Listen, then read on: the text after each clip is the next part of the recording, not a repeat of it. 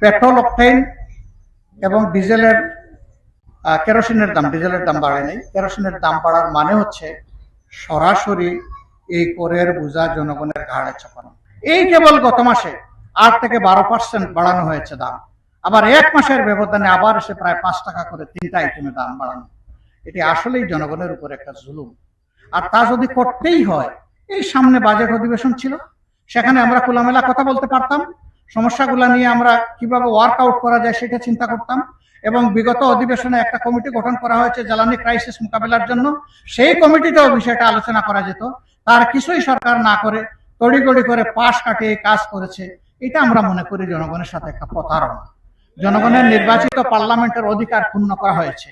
সেখানে আলাপ করে এটা করলে তখন জনগণও বুঝতো তার কতটুকু করা দরকার।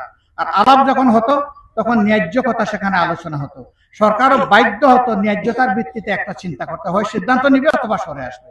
কিন্তু তা কিছু না করে, তাও দেখবেন আবার জনগণ যাতে টের না পায়, গভীর রাতে জনগণ যখন ঘুমায় গেছে তখন তেলের দাম বাড়ানো হচ্ছে। এত ভালো কাজ দিনের বেলা করলেন না কেন? তার মানে তারাও বুঝতে পারছেন যে এটা ভালো কাজ না।